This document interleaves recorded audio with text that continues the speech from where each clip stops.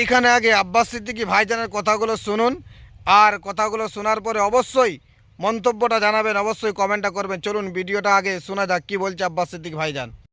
যুবকেরা, এটা তো তোমাদেরকে ফাঁসাবার একটা পরিকল্পনা।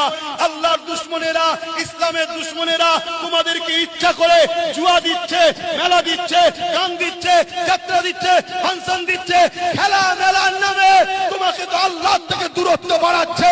কেন ওরা জানে এরা যদি আল্লাহর সঙ্গে থাকে পৃথিবী কোনো মা জন্ম দিতে পারেনি বাচ্চাকে, এদেরকে মিটাতে পারবে। জোরে বলুন সুবহানাল্লাহ।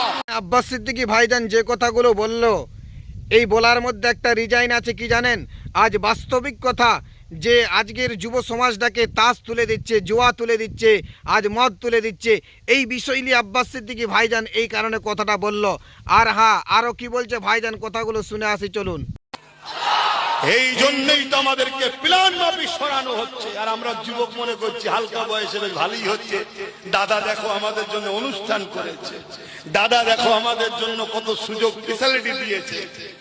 খুব সাবধান হও, তোমার দাদা দিদিরা তোমাকে প্ল্যান মাফিক সামান্য ভিক্ষার নামে আল্লাহ ছাড়াচ্ছে, নবী ছাড়াচ্ছে। হুঁশ করে কাজ করো।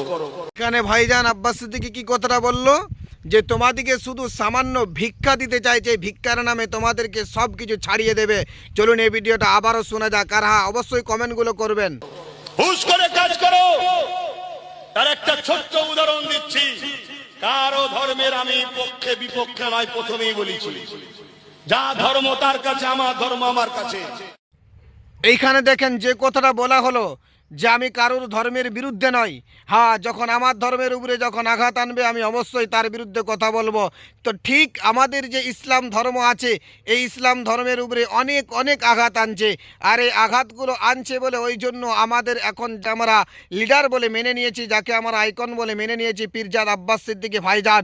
তিনি আমাদের হয়ে লড়ছে সমস্তভাবে, সব কিছু দিয়ে আমাদের জন্য লড়ছে। আজ কিছু গাদ্দার মুনাফাক মার্কা মুসলমান রয়েছে, আজ তাকে আমরা অনেকভাবে গালিগালাজ করি।